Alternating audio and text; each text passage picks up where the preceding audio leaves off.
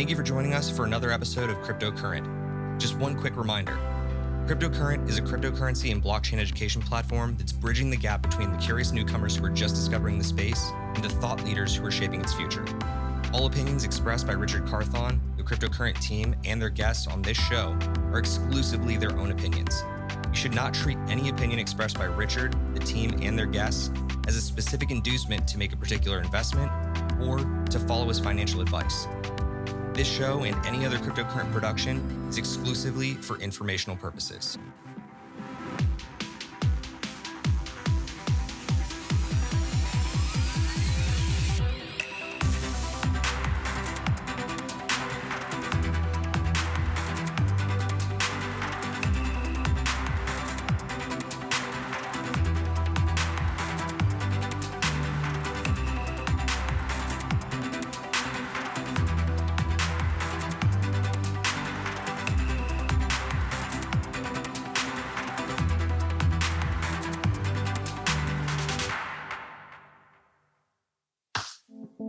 Hello, everyone. Welcome to another episode of Cryptocurrent. Your host here, Richard Carthon. And today we got a very special one for you. So if you joined us at the end of 2021, you know that me and my amazing COO over here, Stephen Miller, who's joining us on today's episode, and even Chris Canoros, who joined us as well for some special calls for this upcoming year.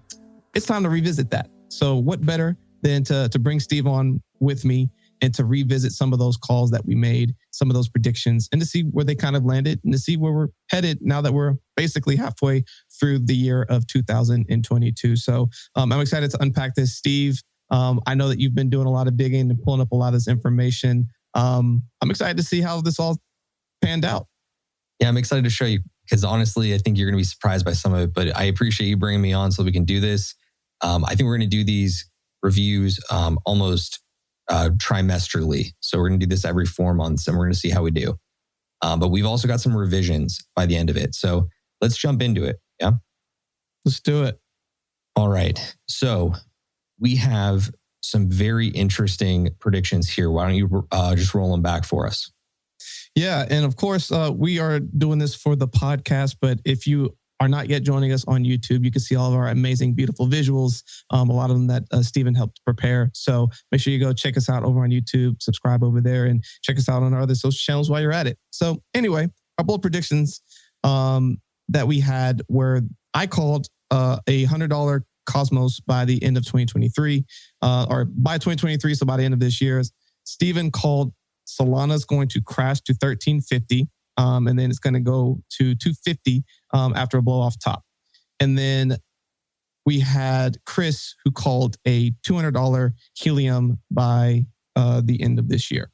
So just to clarify for you, I called Solana crashing to $13.50 following the blow off top, where I was saying it was going to go to 250 at the blow off top. So I'm saying 250, then down to 1350.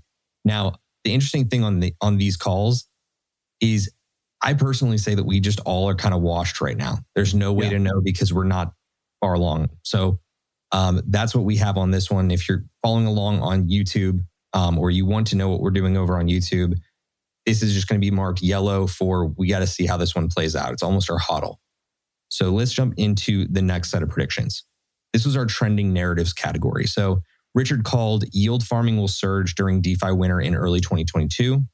I called ZK rollups will become Ethereum's scaling solution of choice and DAOs will become the new VCs. And Chris said Solana will replace Ethereum as the preferred platform for NFTs. You're going to disagree with me, I think. Definitely disagreeing. On a couple of these, but I marked this as you did not have yours come true. The reason I'm going to push back on yield farming surging is that we did see a lot of, instead of yield farming, I probably should have just said DeFi and APYs, because that's probably what I was mostly headed for. And I think when we play it back, that's what I was pretty much going for. But yield farming itself, maybe not didn't surge, but did APY and people moving their money into more of these DeFi protocols?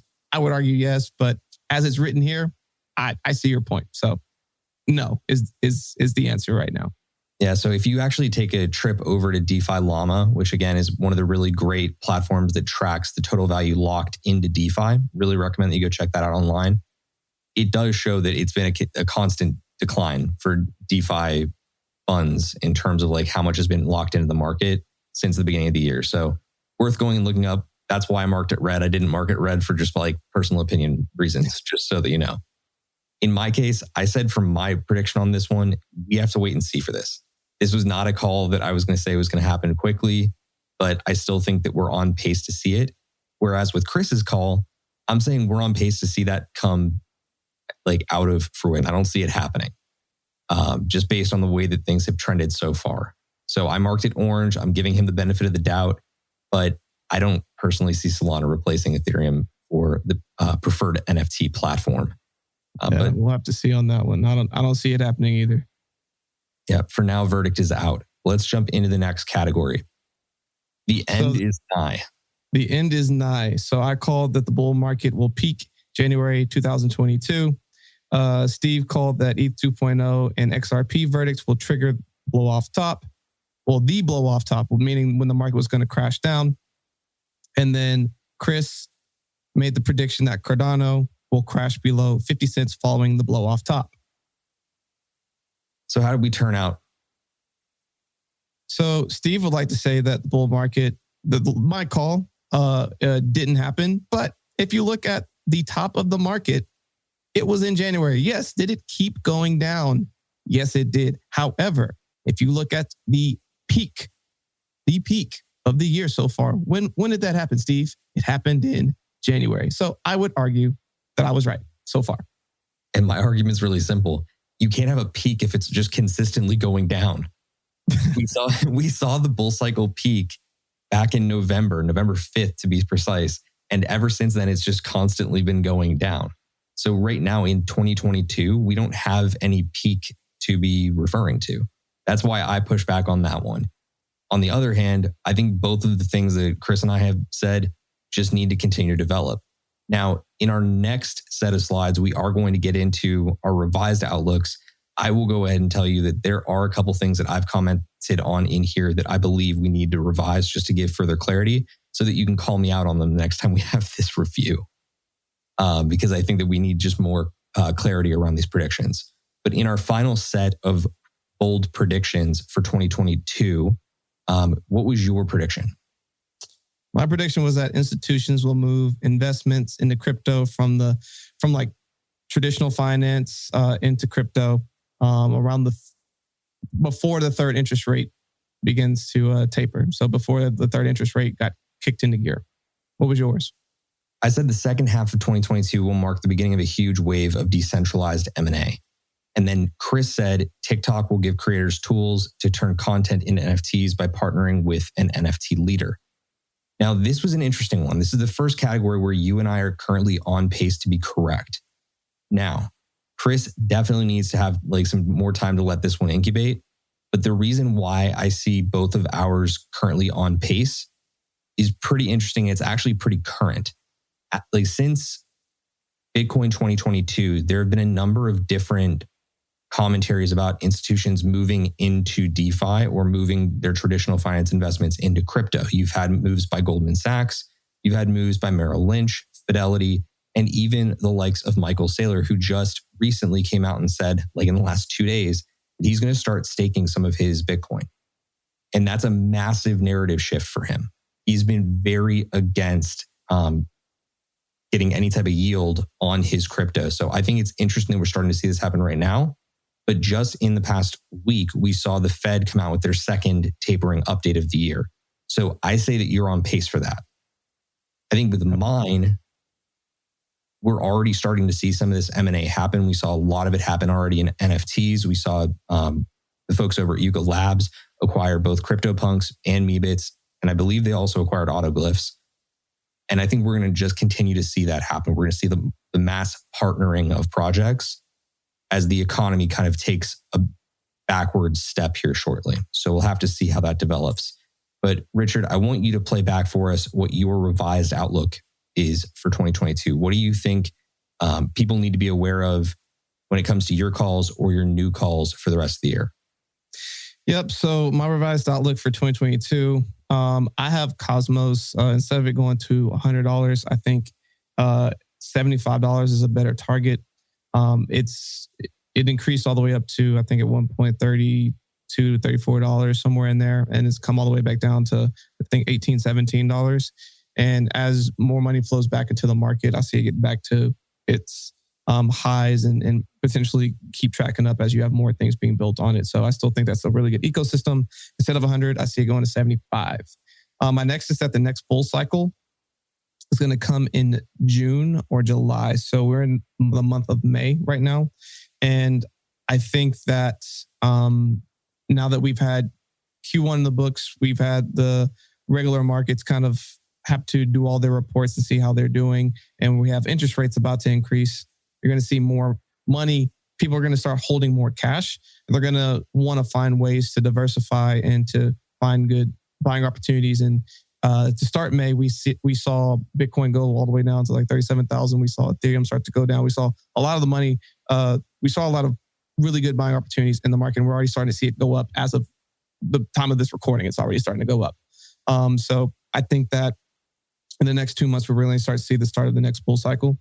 And then finally, new Bitcoin all-time high by the end of this year, meaning we're going to get to $70,000 plus Bitcoin, which then translates to, I think we're going to get to a $2.5 trillion overall market cap. So those are my adjusted outlooks for the rest of the year. I'm actually I'm interested by a couple of those that you chose. I happen to agree with you on your second one about the next bull cycle coming in June or July. Granted, that is very contrary to the rest of the market. I don't think we have a lot of people of our peers and colleagues out in the marketplace that would agree with us that we see the next bull cycle starting up in June or July. But I do think that you're right, because I think that there's enough market catalysts right now that can start to turn it around, meaning like money coming over from traditional finance, people losing faith in the current economic system and the banking system. I believe in that. The Cosmos call, I think, is an interesting one, because while I agree with you that interoperability is the future, it's a really bullish call to say Cosmos to $75 when the battle has almost like not even had an opportunity to heat up between them, Polkadot and Layer Zero. So I'm curious how that one forms, but I think that you're right as well on the third. I think Bitcoin all-time high by 2023 sounds pretty reasonable. But that's also because I don't believe that we're in a market that is traditional anymore. I think we're operating in microcycles now. So we can discuss that on a later episode. But as you were asking, here are some of my takes on revised outlook for 2022. And I know you're going to hate one of them. So you heard earlier, I said that ZK rollups were going to become ETH scaling the solution of choice. I actually now believe that both ZK and optimistic rollups are going to end up together becoming the scaling solutions of choice on the Ethereum network, as well as still DAOs becoming the new VCs. Slight adjustment there. Let's move on to the next one. I think this is the one that you're going to hate. I personally believe that we're going to see Solana fall out of the top 10 coins by market cap before the end of this year. Now, they may retake the top 10 as well by the end of the year. But the reason I say it is they've had so many performance issues across the last 5 months that I have to imagine that some of these investors are starting to get a little bit like shaky in terms of the technology. We can't keep seeing this type of slowdown from some bots engaging on a network. Like, that's not reasonable. They don't have the amount of traffic right now to the point where bots should be taking the network down because they slam one specific protocol. It just doesn't track to me. My last one is this. I kind of alluded to, I believe in the microcycle theory, and that's that across the year, we're going to see certain little bull patterns form in different segments, and that's what's going to carry us and start to stabilize crypto in the long term. I personally see there being 2 more NFT bull cycles before the end of 2022. So that's really specific to NFTs. I see us having one more pump probably into July, because we're going to see a little bit of a pump at the end of June to kind of carry us out of a little bit of a dip that we're in right now. That's the first. And I think we're going to take probably a 2-month hiatus before we get into the holidays, and we're going to start to see a second pump. So that is my revised outlook for 2022. What do you think of those calls? Man, so, with the ZK optimistic rollups and that becoming the scaling solution, I still think that's a good call. I think that ETH 2.0 needs to get figured out sooner than later. We covered this the other day on Aftershock, but when the other side, Yuga Labs other side lands came out and people were spending $6,000 in ETH fees just to make a purchase, that the ETH time is limited if they can't figure out ETH 2.0, because that people aren't going to continue to accept that as being okay. So if I'm optimistic that ZK Rollups can also help with that. So I think that's a good call. And DAOs becoming the new VCs. They're going to become the new LLCs, I think. So I don't know if I'd agree that DAOs becoming the new VCs. I think VCs will do it in that way. I think another way to kind of spin it is that it will be the new standard LLC, the new way that people establish business entities, if you will, in the decentralized world. Solana falling out, I don't know that I disagree with it potentially falling out of the top 10, but staying out of the top 10, no shot. Solana is going to continue to be a top 10 coin, especially while ETH 2.0 is still trying to get figured out. Solana ain't going nowhere no time soon. Look, all I'm saying is that right now Solana is at the 7th position in terms of overall market cap. And behind it right now are Terra, Cardano, Avalanche, Dogecoin, Polkadot, Polygon, Near Protocol, and Cosmos and Chainlink. I see all of those as contenders to start stepping up. And frankly, I think Chainlink has been disrespected for far too long, and people are going to start to realize the value of that in very short order, because I think Chainlink 2.0 is scheduled to come out midsummer. So we'll see. I just see a lot of the liquidity coming out of it, at least in the short term. Though I do agree, I think that there's going to be something that pulls it back in once they eventually get to launch their mainnet. So I suppose time will tell. But those are our revised outlooks and a quick reflection on our predictions for 2022. So that's how we play it back. But what do you think of what we covered today? Do we need to chat about anything else in particular? No, I think we're going to keep this one short and sweet. The main thing here is that not only are we going to keep ourselves accountable, but we want to let y'all know that, hey, we're looking at these things adjust, and we need to be able to reflect on things that are being called out. A lot of people make a ton of different types of predictions, and then they never go back and reflect on them. Because if you make 100 different predictions and one of them come true, does that mean you're right all the time? No. And of course, we want to try to highlight those. We want to just find a way to show you that, one, we want to give you perspectives to think about, and that how quickly the market can shift, and that you need to be able to adjust your perspectives as the market is adapting as well. And so I think, like Steve said, a quarterly review of what's going on is a good way to approach this. Waiting an entire year might be a little too old, but it was good to check in and see what's going on and adjust some of our future predictions. But what do you think about that, Steve? Honestly, I think that it's always healthy to review, what your investor's thesis is. And I think that a lot of our predictions were based on our own individual theses. So while Chris can be wrong about a lot of what he says, and that's just me, kind of negging Chris, I think that we all have the ability to take inventory and adjust. And that's not just if you are a host on this show or a co-host on this show. That is kind of my call to everybody out there to take a second, look yourself in the mirror and say, okay, do I still believe in what I put down on paper as my actual investor's thesis, my strategy for investing in this market? Because right now, the rest of the markets in the world do not look good. That's just the truth. So we have to be super cognizant of that if we want to be making money and we want to be continue to invest in this world that we believe is going to thrive into the future. So that's kind of my final word on it, Rich. But the last thing I do want to say is we have some amazing new programming coming up. And I want to make sure that everybody is super, super aware of it. Richard, what do we have coming up in terms of the show and also on our editorial schedule? Do you have anything in particular that you would like to highlight? Just highlighting that we are continuing to put out a lot of new great content. I'm gonna probably start doing a lot of short form content of newest updates that are going on, just to see what y'all think about that kind of information. We have a lot of editorial coming out of new and amazing ways that you can be learning about the newest buzz phrases and words in the world of crypto. And we go in a little bit deeper into them so you can understand what's happening, and several other things. But I will just tease those for now. Awesome.